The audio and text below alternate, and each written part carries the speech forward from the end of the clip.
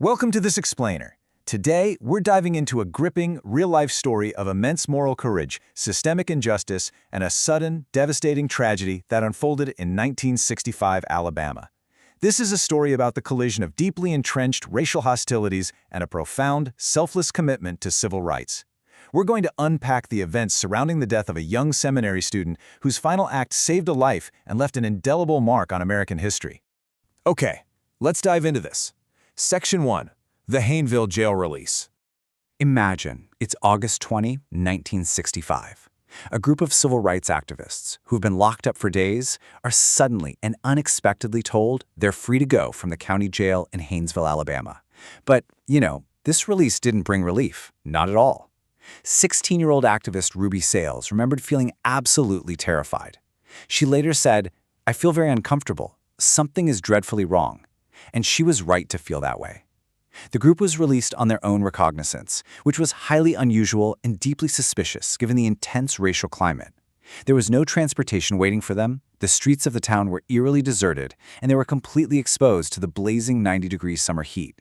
To really understand their immediate mindset, consider what they'd just been through. They'd just spent 6 grueling, unwashed days in a miserable jail cell after being arrested for a peaceful protest. So naturally, they were thirsty, exhausted, and just waiting for a ride out of town. A small splinter group, Jonathan Daniels, Catholic priest Father Richard Morrisroe, and 2 African-American teenagers, Joyce Bailey and Ruby Sales, decided to walk a short distance over to Varner's cash store simply to buy a cold soda.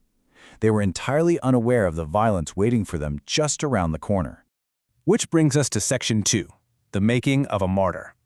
How exactly did a white seminary student from New England end up facing death in rural Alabama alongside these young activists? Now, what's really interesting about this slide is just how incredibly driven Jonathan Myrick Daniels was. Born in Keene, New Hampshire in 1939, he actually graduated as the valedictorian of the Virginia Military Institute class of 1961. He was even awarded the prestigious Danforth Fellowship for postgraduate study. So he enrolled at Harvard University to continue his study of English literature. But despite this elite academic path, he felt a completely different calling. He soon realized he was called to the ministry, eventually leaving Harvard to enroll as a seminarian at the Episcopal Divinity School in Cambridge, Massachusetts. You can really see his character in this quote from his 1961 VMI valedictory address. He said, "My colleagues and friends, I wish you the joy of a purposeful life. The only thing that we can do at this time is to greet the unseen with a cheer." He wasn't just an academic. Friends actually described him as a militant Christian. He was actively searching for a higher purpose, challenging his classmates to find decency and nobility, and to boldly face the future. He was primed for a life of profound conviction. And, well, that purpose found him in March 1965. Daniels heard Dr. Martin Luther King Jr.'s televised plea asking clergy to become more actively involved in the civil rights movement and assist with voter registration efforts in Selma, Alabama. Sitting in his seminary chapel, singing the Magnificat, a hymn about lifting up the humble and meek, Daniels felt an undeniable religious conviction. He answered Dr. King's call and packed his bags for Alabama.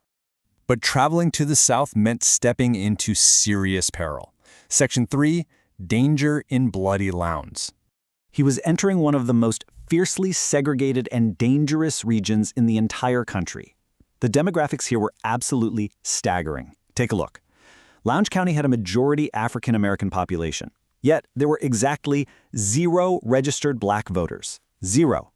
This stark contrast imparts the sheer scale of the systemic voter suppression that the Student Nonviolent Coordinating Committee, or SNCC, and volunteers like Daniels were fighting against. And the county didn't get the nickname Bloody Lowndes for nothing. Local white officials and residents actively used intimidation, economic reprisals, and severe violence to maintain the status quo. To give you an idea of the hostility, when civil rights leader Stokely Carmichael went to the local courthouse, the county sheriff literally pulled out a gun, pointed it right at Carmichael's head, and threatened to blow his brains out. Carmichael coolly replied, "Well, one thing, if you blow me away, hell will be integrated tonight." That was the daily, terrifying reality of Lowndes County. It was against this incredibly tense backdrop that, on August 14, 1965, Daniels and 22 others participated in a peaceful voter rights demonstration. They were picketing white-only businesses in nearby Fort Deposit. Almost immediately, they were surrounded by an angry mob armed with guns and baseball bats, arrested, and transferred 20 miles away to the Hayneville jail. which of course brings us right back to the sweltering afternoon of their sudden release. And this leads us to the climax of our story today. Section 4, the cash store tragedy. So it's the afternoon of August 20. The thirsty group approaches the steps of Varner's cash store, really just trying to buy a soda. Suddenly they're met in the doorway by Tom Coleman. He was a construction worker and a part-time deputy sheriff. Holding a 12-gauge shotgun and cursing, Coleman instantly leveled his weapon, aiming directly at 16-year-old Ruby Sales. Without even a fraction of a second of hesitation, Jonathan Daniels grabbed Ruby and pushed her to the ground to protect her. In doing so, he took the full force of the shotgun blast. The aftermath was brutal and instantaneous. Jonathan Daniels was killed instantly, saving Ruby Sales' life. As the others scrambled in absolute terror, Coleman fired a second shot, hitting Catholic priest Richard Morrisroe in the back and severely wounding him. Miraculously, Joyce Bailey and Ruby Sales survived the attack. And Coleman? He callously handed his shotgun to a bystander, got in his car, and casually drove down to the sheriff's office. Section 5, a miscarriage of justice. So the crucial point is how the legal system responded to this horrific event that happened in broad daylight.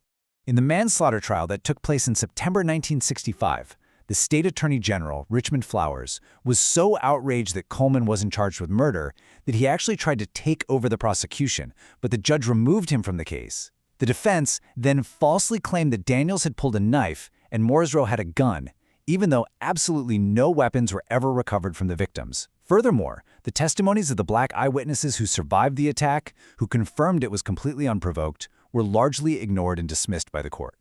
And this number tells you everything you need to know about the outcome. 63. That is the shockingly brief number of minutes it took the all-white jury to deliberate and acquit Tom Coleman of all charges. He simply walked out of the courthouse a free man. But the story definitely doesn't end in that courtroom. Section 6. A hero's enduring legacy. Despite this gross miscarriage of justice, Daniels' purposeful life was never forgotten. Now, the Department of Justice did eventually close the cold case without ever bringing federal charges, and Tom Coleman died in 1997 at the age of 86.